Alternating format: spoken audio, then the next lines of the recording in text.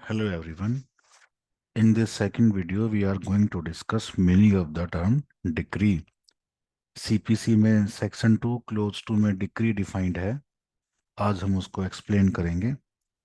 अभी फिलहाल मैं इसको इसके एसेंशियल्स आपके सामने लेके आऊँगा. देखते हैं डिक्री में क्या क्या आएगा. एक एक करके हम जो सेक्शन वहाँ पे लिखे उसका ब्रेकअप करेंगे, जो भी डिफाइन किया गया है. सबसे पहले डिक्री के लिए क्या क्या एलिमेंट्स होने चाहिए. Number 1, there should be an adjudication. An adjudication. Decree क्या है? डिक्री एक एडजुडिकेशन है. Adjudication means, it means decision of a court. Adjudication implies that a decree is a decision of court.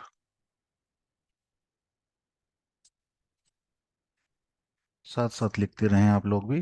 Decision of court. ठीक है. अगर कोई administrative nature का decision आया है तो वो डिक्री की डेफिनेशन में नहीं आएगा. ठीक है. ओके. डिक्री में कोर्ट के डिसीजन आएंगे, ना कि एडमिनिस्ट्रेटिव डिसीजन. और लिख सकते हैं, decree means judicial determination of matter. It means judicial determination of matter. जो भी मैटर जुडिशियली डिटरमाइन होएगा, जुडिशियल डिटर्मिनेशन ऑफ मैटर, उसको हम एडजुडिकेशन बोलेंगे. सेकंड एसेंशियल जो डिक्री का रहेगा रहेगा कि कोई ना कोई सूट पहले फाइल हुआ होना चाहिए, जिसके बाद एडजुडिकेशन आएगा. तो this must have been done. Suit is mandatory. This must have been done in a suit. Suit is must. तो adjudication must have been made in a suit. और know what is suit. Suit क्या होता है? वैसे CPC में suit is not defined. Suit की definition civil procedure code में कहीं पे भी नहीं दी गई है. लेकिन एक डेफिनेशन जो सुप्रीम कोर्ट ने जजमेंट में बोली है, प्रीवी काउंसिल ने भी एक लाइन में डिफाइन किया है सूट को, कि a civil proceeding instituted by presentation of a plaint. लिख सकते हैं what is suit. Suit means a civil proceeding,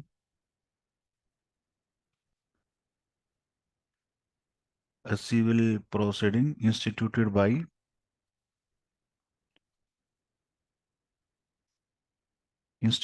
by presentation of a plaint.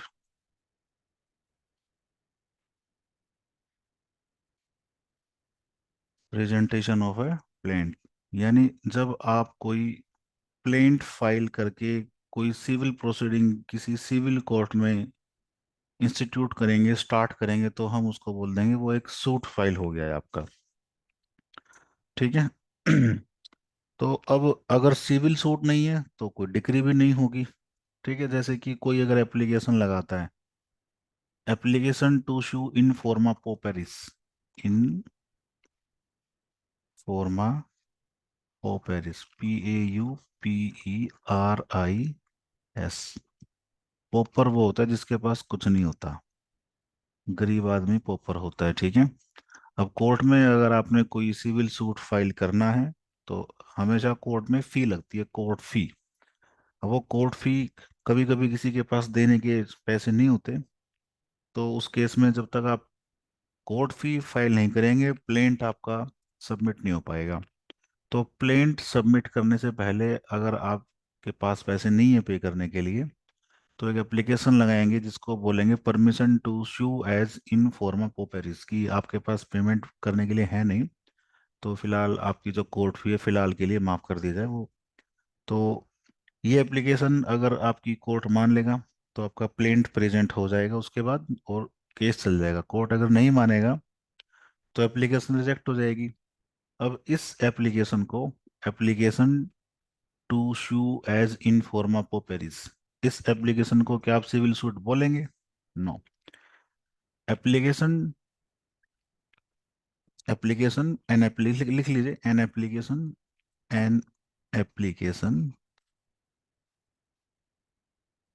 For leave to sue in forma pauperis is not a decree, is not a decree because a suit is yet to be instituted, अभी suit institute नहीं हुआ है, केवल application लगाई गई है as a पोपर शू करने की, जो कि रिजेक्ट हो गई है। I hope this clears. ठीक है। आगे चलते हैं। थर्ड पॉइंट जो बनेगा यहाँ पे सी, यहाँ पे पार्टीज होंगी, पार्टीज राइट्स को कॉन्टेस्ट करेंगी, यानी पार्टीज के राइट्स कंट्रोवर्सी में होंगे। अगर एक्स वर्सेस वाई है, एक्स कुछ राइट क्लेम करेगा, वाई उसको डिनाई करेगा। ठीक है, तो यहाँ पे हमेशा राइट्स ऑफ पार्टीज क्या होंगे, rights of parties in controversy होंगे, बिल्कुल होंगे।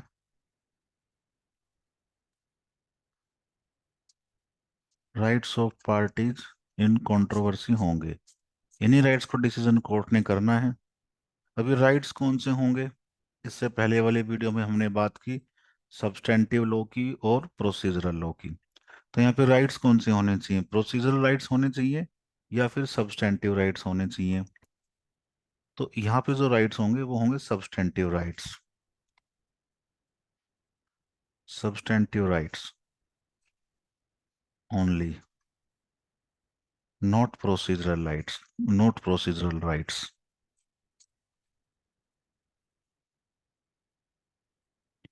Not procedural rights.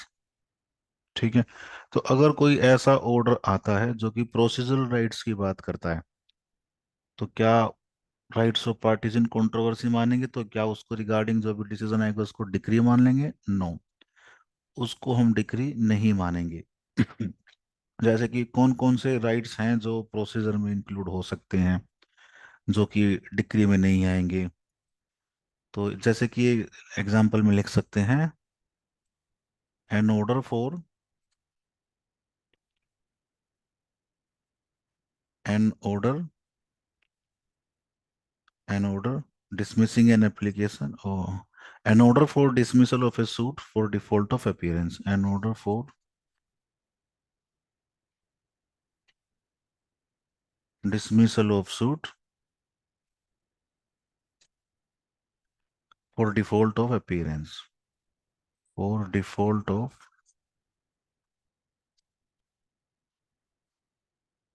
appearance।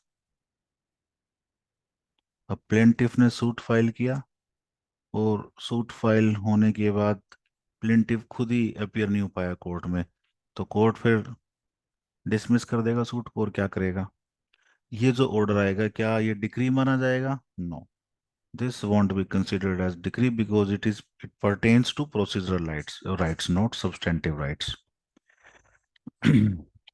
ठीक है। अब पार्टीज की बात करते हैं, यहाँ पे rights of parties in suit की बात हुई है, राइट्स की हमने बात की, अब हम पार्टीज की बात करते हैं। पार्टीज कौन कौन सी होंगी, अगर एक्स वर्सेस वाई चल रहा है तो एक्स, एक्स ने क्योंकि कोर्ट में जाके दरवाजा खटखटाया है, प्लेंट प्रेजेंट किया है, तो एक्स हो गया प्लेंटिफ, एक्स मींस प्लेंटिफ, और वाई हो गया डिफेंडेंट। तो plaintiff versus defendant, plaintiff versus defendant जो भी डिसीजन कोर्ट देगा वो राइट्स ऑफ पार्टीज के अंडर आ जाएगा।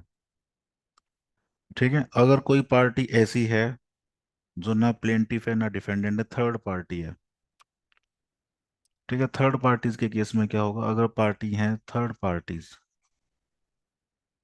थर्ड पार्टीज के लिए वो डिक्री नहीं होगी, थर्ड पार्टीज के लिए नॉट डिक्री,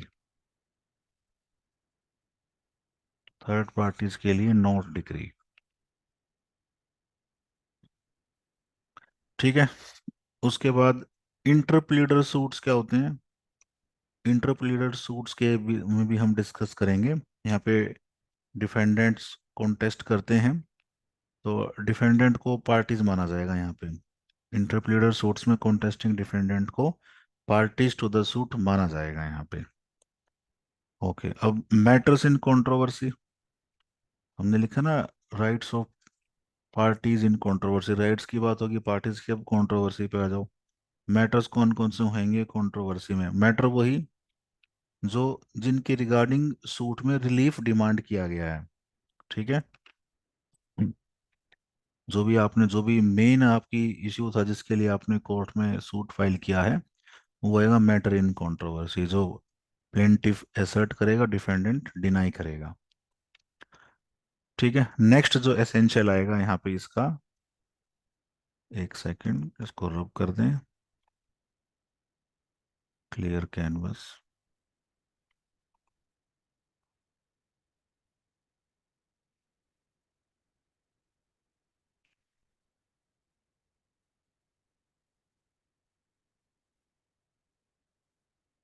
ठीक है। नेक्स्ट पॉइंट जो हमारा बनेगा वो बनेगा fourth point, D point, conclusive determination. Conclusively determined, यानी rights of parties must have been conclusively determined. ठीक है। अब जो जो भी डिटर्मिनेशन कोर्ट ने जो भी डिसीजन दिया है वो फाइनल होना चाहिए और कॉन्क्लूसिव होना चाहिए। अब ये तो जो भी कोर्ट डिसीजन पास करता है उस कोर्ट के रेस्पेक्ट में डिटर्मिनेशन कॉन्क्लूसिव होनी चाहिए और फाइनल होनी चाहिए। ठीक है। अब कुछ ऑर्डर होते हैं जो इंटरलोक्यूटरी ऑर्डर होते हैं। What are interlocutory order? Interlocutory order नाम में ही क्लियर है, इंटर का मतलब इन बिटवीन। कभी कभी कुछ ऐसे ऑर्डर आ जाते हैं जो फाइनल ऑर्डर के पेंडिंग रहते हुए उससे पहले ऑर्डर आ जाते हैं। ठीक है। An order pending final order is called interlocutory order. ठीक है। अब यहाँ पे क्योंकि फाइनल ऑर्डर भी नहीं आया है, उससे पहले एक ऑर्डर आया जिसको हमने इंटरलोक्यूटरी ऑर्डर बोला है, तो this order does not decide rights of parties finally. So interlocutory order does not decide rights of parties finally.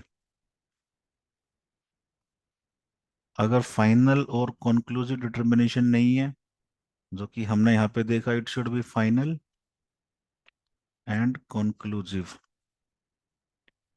Determination. अब इंटरलोक्यूटरी में तो ये मिसिंग है ये चीज। ठीक है। तो इसीलिए इंटरलोक्यूटरी ऑर्डर में जो भी आएगा उसको डिक्री नहीं मानेंगे, not decree. And interlocutory order can not be counted as decree.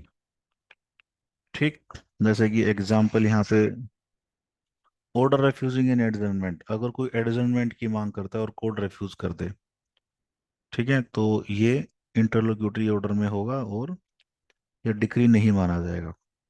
Order striking out defence of ए टीनेंट, कभी कभी कोर्ट टीनेंट के डिफेंस को ही स्ट्राइक आउट कर देता है, उसको भी इंटरलोक्यूटरी ऑर्डर ही माना जाएगा। ठीक है। एपीलेट कोर्ट अगर कुछ इश्यूज डिसाइड करता है और कुछ इश्यूज को ट्रायल कोर्ट को भेज देता है, some issues are determined by some issues determined by appellate court and some issues are sent back to trial court for determination। ये भी डिक्री नहीं होंगे, नॉट डिक्री। ठीक है। नेक्स्ट पे आएंगे। लास्ट पॉइंट हमारा formal expression. Formal expression, formal expression का मतलब है कि जो भी requirement of form must be complied, यानी ऑल रिक्वायरमेंट्स ऑफ फॉर्म, जो भी प्रोफॉर्मा होगा, फॉर्म होगा, वो कॉम्प्लाई होगा, वो फॉर्म मस्ट बी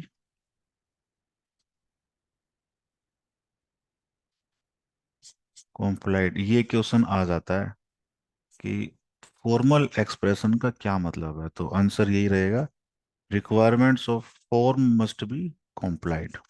ऑब्जेक्टिव में जब आएगा तो कंफ्यूज कर देता है। ठीक है। उसके बाद कुछ डिक्री ऐसी भी हैं जो प्रिलिमिनरी हो सकती हैं, डिक्री फाइनल भी हो सकती है। प्रिलिमिनरी डिग्री और फाइनल डिग्री कौन सी होती हैं?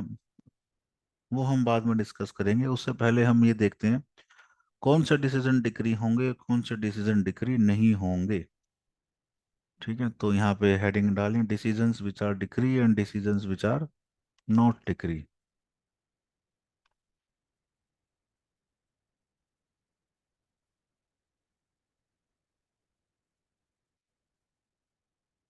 Decisions which are decree. Number one, ये लिस्ट पूरी की पूरी याद रख लीजिएगा, यहाँ से क्वेश्चन आते हैं। Dismissal of appeal as time barred. Dismissal of appeal as, अगर कोई अपील टाइम बार्ड हो और फिर डिसमिस हो जाए तो उसको डिक्री माना जाएगा। Second point, order of abatement of suit. Abatement of suit, अगर इसको लेके कोई ऑर्डर आ जाए। Third point, rejection of plaint for non payment of court fee. Rejection of plaint for non payment of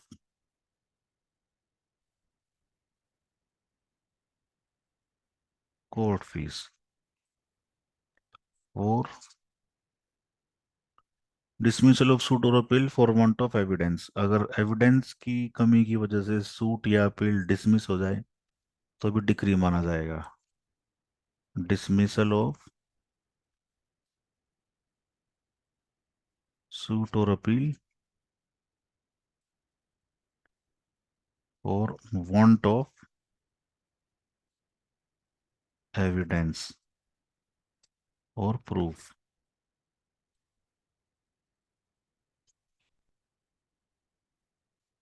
order holding appeal not maintainable, appeal अगर maintainable ही नहीं है, ऑर्डर होल्डिंग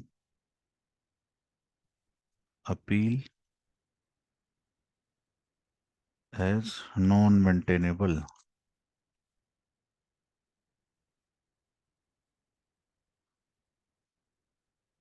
अपील एक स्टैच्यूटरी राइट है, अगर statute में appeal का right दिया हुआ है तो ये अवेलेबल है, वरना अवेलेबल नहीं होगा। और जनरली एक right of appeal, one right of appeal is given everywhere, एक राइट तो दिया हुआ है। नेक्स्ट पे आ जाओ। Order refusing one of several relief, आपने कई रिलीफ मांगे लेकिन कोर्ट ने कुछ को रिफ्यूज कर दिया, कुछ को दे दिया, तो उसको भी डिक्री माना जाएगा। Order refusing one of several relief.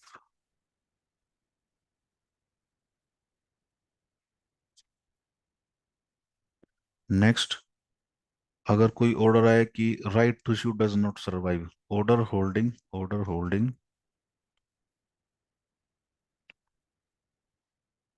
Right to shoe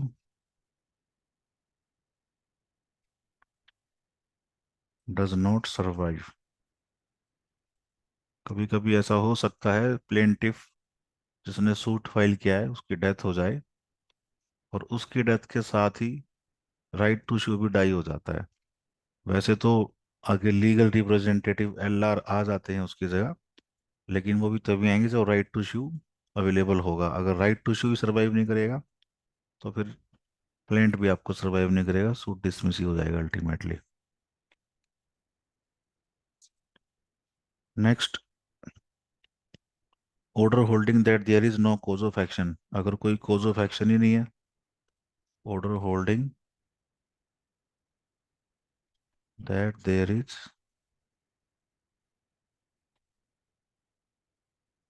no cause of action.